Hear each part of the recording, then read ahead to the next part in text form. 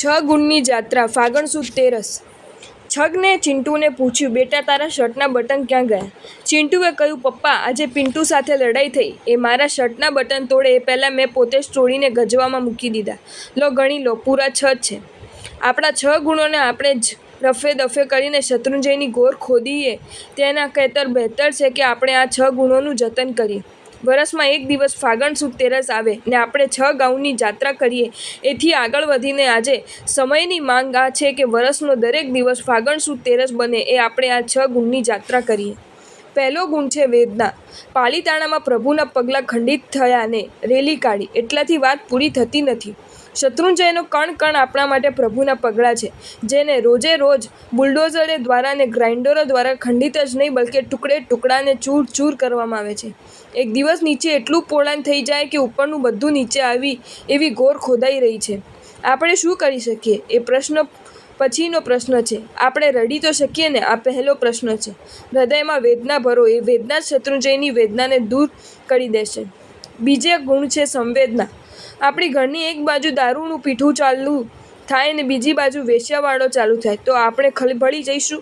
આપણા મોઢામાં કોળિયો સુધી નહીં જાય। મારી પત્નીનું શું? મારી દીકરીનું શું? મારા દીકરાના સંસ્કારોનું શું? મારા ઘરની પવિત્રતાનું શું? આ સંવેદના આખો દિવસ આપણા હૃદયમાં રંજણિયા કરશે ને રાતની ઊંઘ હરામ કરી દેશે। આજે શત્રુંજયની દશા આવી થઈ છે।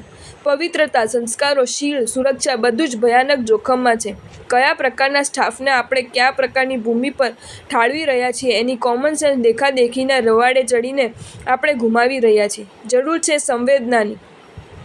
શત્રુંજયની પીડાનો સ્વયં અનુભવ કરીએ, એની ચિંતામાં અડધી રાતે થોડા પડખે ફેરવીએ, એકાદ કોળિયો ગળે નીચે ઉતરે જ નહીં। કમસે કમ એટલા ઉપર ચડીએ, શત્રુંજયની રક્ષા બહુ સહેલી બની જશે। ત્રીજો ગુણ છે ભક્તિ। પાલિતના જવા માટે હજી તો ઘરેથી નીકળો ને અંતર બોલે કે દાદા પાસે જવાનું છે। આવા કપડાં તો હરગી જ ન ચાલે। દાદા પાસે તો પૂર્ણ મર્યાદાપૂર્ણ ભારતીય કપડાં જ લઈ જવાય। આ ભક્તિ છે। ને પવિત્ર ગિરિરાજ પર બીભત્સ અંગ પ્રદર્શન ચાલતું હોય એ કમભક્તિ છે।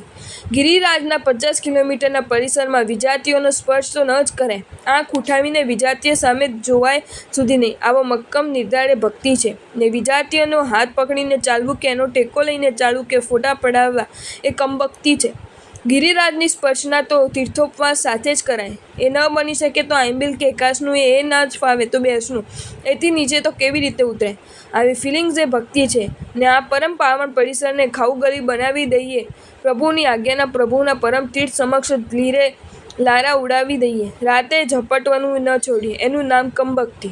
ભક્તિ તમારા અંગત જીવનમાં એ સુખોની પરંપરા લાવશે, કમભક્તિ તમારા અંગત જીવનમાં એ દુઃખોની પરંપરા લાવશે। ચોથું ગણ છે શક્તિ। આજે સમસ્ત જૈન સંઘે એક જબરદસ્ત તપોબળ ઊભું કરવાની જરૂર છે। જો દ્વારિકા નગરીની રક્ષા માટે 12 વર્ષ આંબલ કરી શકતા હોય તો શ્રી શત્રુંજય મહાતીર્થની રક્ષા માટે કેમ ના કરી શકાય? ચાલો 12 વર્ષ નહીં તો 12 મહિના ફાવે, એ નહીં તો 12 દિવસ ફાવે, એ નહીં તો 12 મહિને 1 દિવસ ફાવે। આખા વિશ્વમાં જેટલા પણ જૈન સંઘ છે એ દરેકમાં શત્રુંજય મહાતીર્થની રક્ષા નિમિત્તે સાંકળી આંબિલ થવા જોઈએ। ઘરે ઘરે એક શ્રીફળ ફરે ને જેના ઘરે શ્રીફળ આવે એ જાપ અને સંકલ્પ સાથે આંબિલ કરે। આ તપોબલ, આ શક્તિ એક મહા ઉર્જા બનીને તીર્થ રક્ષામાં પ્રાણ પૂરશે। પાંચમો ગુણ છે અર્પણ। શત્રુંજયનું આપણે ખાઈએ છીએ, શત્રુંજયનું આપણે ખોદીએ છીએ, આપણે શત્રુંજયને અર્પણ શું કર્યું? આપણા નામ ખાતર, વાહ ખાતર શત્રુંજયની છાયામાં આપણે આરાધના કરાવીએ ને એ આરાધના સીધી કે આડકતરી રીતે શત્રુંજયની આફતોને, આક્રમણોને જ વધારતી હોય તો આપણે શત્રુંજયનું જ ખાધું ને શત્રુંજયનું જ ખોદ્યું એવું કેમ ના કહેવાય? અર્પણ। ઘરમાં એક ડિફેન્સ ગલ્લો રાખો। શત્રુંજયની રક્ષાથી માંડીને શાસન રક્ષાના કાર્યો માટે વિડિયો ગમ્યો હોય તો આ વિડિયોને લાઈક કરો અને મારી ચેનલ જૈન ફેક્ટ્સ એન્ડ સ્ટોરીઝને સબસ્ક્રાઇબ કરો। ધન્યવાદ। જે પણ શત્રુંજય રક્ષા કે શાસન રક્ષાના કાર્ય કરતા હોય તેમને પીઠબળ આપો। અર્પણ આપણો સંકલ્પ હોવો જોઈએ કે મોજ શોખ માટે કે ધર્મ માટે આપણે જેટલા પણ વ્યય કરીએ એટલી રકમ સૌ પ્રથમ ડિફેન્સ માટે અર્પણ કરી દઈએ। છઠ્ઠો ગુણ છે સમર્પણ। એક સમય હતો જ્યારે બારોટોએ શત્રુંજયની રક્ષા માટે પોતાના જ પેટમાં છૂરો હલાવીને આંતરડા બહાર કાઢી દીધા હતા। એક સમય હતો જ્યારે બારોટોએ પોતાના જ ગળા પર તલવાર ચલાવીને શત્રુંજયની રક્ષા માટે માથા વધેરી દીધા હતા। આજે શત્રુંજયને માથાની જરૂર છે, વધારેલા માથાની નહીં, પણ સમર્પિત માથાની। જો તમે જીવો ત્યાં સુધીની ખાધા ખોરાકી તમે કમાઈ લીધી છે તો તમે શત્રુંજય રક્ષા માટે જીવન સમર્પિત કરી દો. જો એ શક્ય ન હોય તો મહિને એક દિવસ, 4 મહિને કે 6 મહિને એક દિવસ, છેવટે 12 મહિને એક દિવસ શત્રુંજયની રક્ષા માટે સમર્પિત કરી દો.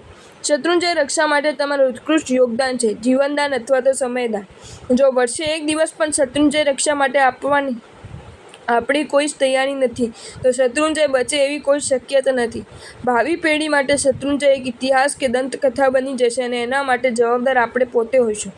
પ્લીઝ, આપણે બહુ ગાંડા કાઢ્યા, હવે કંઈક ડાયા બનીએ, હવે કંઈક આપણી ધૂનમાંથી બહાર આવીએ. આ 6 ગુણની જાત્રા કરીએ. વર્તમાન દ્રવ્ય, ક્ષેત્ર, કાલ, ભાવમાં એ શત્રુંજયની તાત્વિક અને ઉત્કૃષ્ટ આરાધના બની રહેશે.